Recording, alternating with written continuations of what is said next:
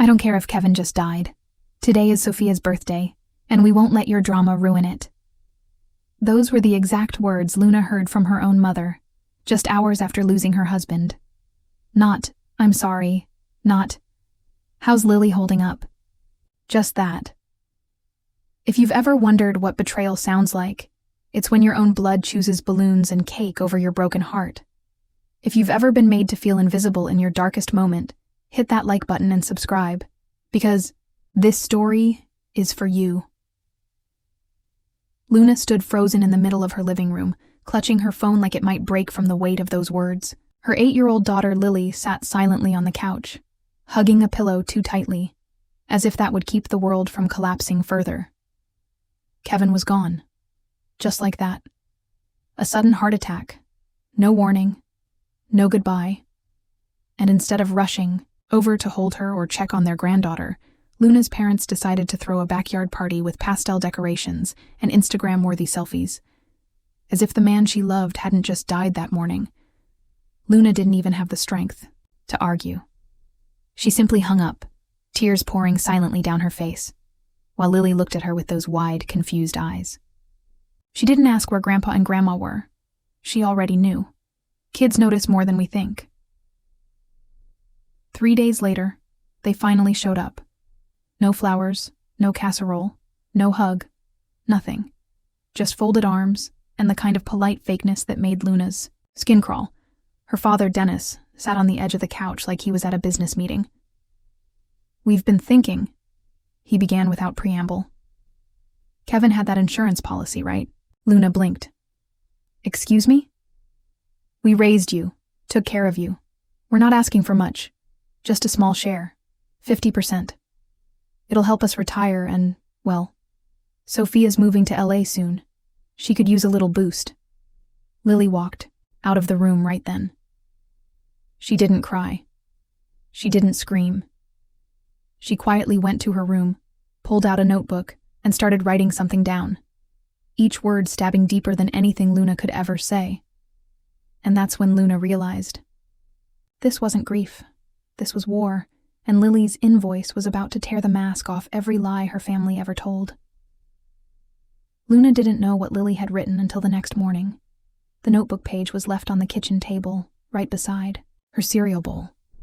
Crayon-scrawled words across the top read, "What you owe me." It was a list, not of money, but of moments. Missed birthday parties. 6 came late to dance recitals. 3 didn't call when Daddy died. 1 loved Sophia more. Every day. Luna felt her knees buckle. Her little girl wasn't angry. She was heartbroken in a way no child should ever be. That note wasn't for her. It was for her grandparents. Luna folded the paper and tucked it into her pocket. The next time they visited, and they would, because they always came back when they wanted something, she'd hand it to them, and just like clockwork, they showed up again the following weekend. This time with fake concern and a tray of store-bought cookies. Sophia didn't even come. She'd gone to Miami for a grief detox retreat. Luna handed them Lily's note without a word. They both read it. Her mother's eyes filled with tears, but not the kind that come from remorse, more like shame being dragged into the light. Dennis cleared his throat. "Luna, this is manipulative. She's just a child. Kids don't understand. She understands more than you ever did," Luna said calmly. "And don't call her manipulative for telling the truth." That's when the tone shifted. Suddenly, Luna wasn't the grieving widow anymore. She was the problem. Her parents began guilt-tripping her, saying she was trying to poison Lily against them, that she was being too emotional, and Kevin wouldn't want this. But Luna had something they didn't expect. A letter Kevin had written, 2 years before his death. It was locked away in a folder labeled, "Only open if I'm gone." And in it, he had written one sentence that would crush every excuse her father tried to use. Luna unfolded the letter slowly that night, her hands trembling. Kevin's handwriting was strong, but rushed, like he knew he didn't have forever to say what mattered. "Luna, if you're reading this, something went wrong. Please, promise me one thing. Never let your father near our finances. He will smile in your face and steal behind your back. That one line hit harder than the funeral itself. Kevin had seen it coming. He had known. All the fake compliments, the awkward dinner conversations where Dennis praised Kevin's success just a little too loudly. It was all part of a plan. Luna didn't sleep that night. She stayed up rereading the letter, each word hardening something in her that had stayed soft too long. The next morning, she called Kevin's older brother, Marcus. He didn't ask questions. Just said, "We've been waiting for you to call." Marcus and his parents had been quiet during the days after the funeral, not wanting to intrude. But now that Luna had reached out, they moved fast. Kevin's will was airtight. There would be no way for Dennis to touch the insurance money or Lily's future. But Dennis didn't take that quietly. He showed up 2 days later, this time shouting, in the driveway, warning Luna that cutting out family always backfires. "You need us, Luna," he yelled. "You'll be alone." That's when Lily walked out the front door, holding the folded invoice again. She stood in front of her grandfather and looked him dead in the eyes. "I don't need people who didn't show up when I needed them." Her voice didn't shake. Her hand didn't flinch. She dropped the paper at his feet like a final bill. Unpaid, unanswered, and unforgettable.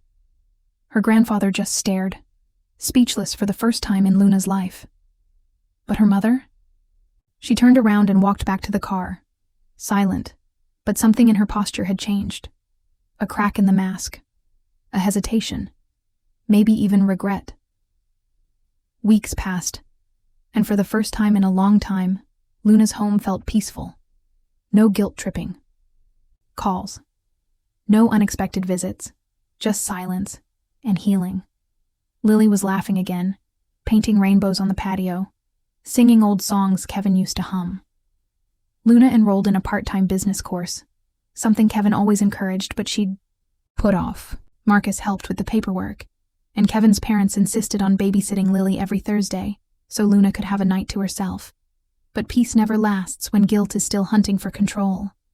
It started with small things. Gifts at the door, unsigned cards, random grocery deliveries. Then came a voicemail from her mother. "We're trying, Luna. Please let us be part of your life again. It's not about money anymore. It's about family." Luna didn't respond. Not yet. She didn't trust the words. Not after everything. Not until the actions proved real.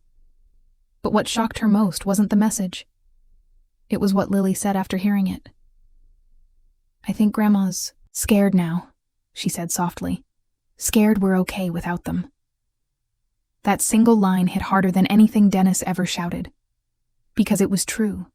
Luna was okay. They had wanted her broken, dependent, vulnerable. But Kevin's love had taught her strength. And his letter, it had taught her boundaries. Still, Luna wasn't cruel. She believed in growth. So she did something bold. She wrote a letter back, not to apologize, but to offer conditions.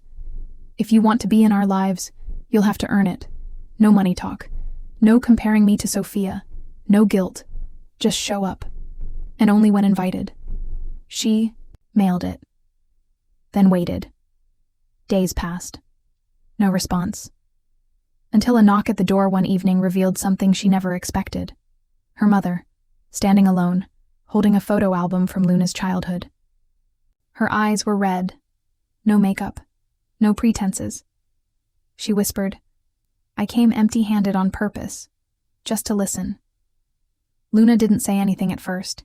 She stepped aside, letting her mother in, not out of trust, but to see if this time her actions could speak louder than decades of favoritism and silence. They sat in the living room, the same space where Luna had once begged them to care. Her mother opened the album slowly, revealing photos Luna hadn't seen in years.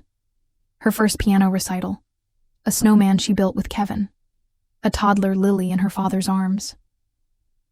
"I never gave you enough credit," her mother said quietly. "You were always the strong one, and I was too wrapped up in Sophia. She demanded love. You just gave it. It wasn't a grand apology, but it wasn't sugar-coated either. It was real." And for the first time, Luna saw something unfamiliar in her mother's eyes: accountability. Still, Luna stayed cautious. She'd learned that forgiveness isn't something you hand over, it's something people earn. That evening, Lily came into the room, looked at her grandmother, and simply asked, "Do you know what day Daddy died?" Her grandmother hesitated, then nodded. "Yes. March 17th. I won't ever forget it again." Lily nodded once, then crawled into Luna's lap. Okay, not forgiveness, but maybe a beginning. Months later, the change continued, but only because Luna kept the rules clear. No one got access to her peace unless they protected it too. Her father apologized eventually, not with flowers or gifts, but by writing a check to a charity Kevin supported, with a note that said, "In honor of a better man than I ever was." Luna never cashed in the apology. She didn't need to.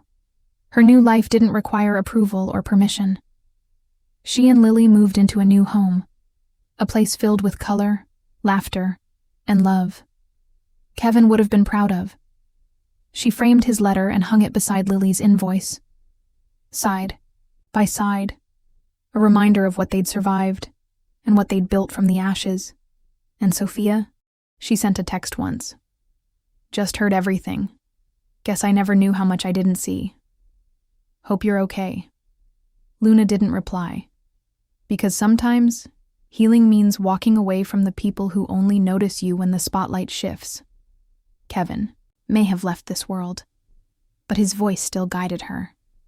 Not through money, but through strength, truth, and the courage to never settle for anything less than real love.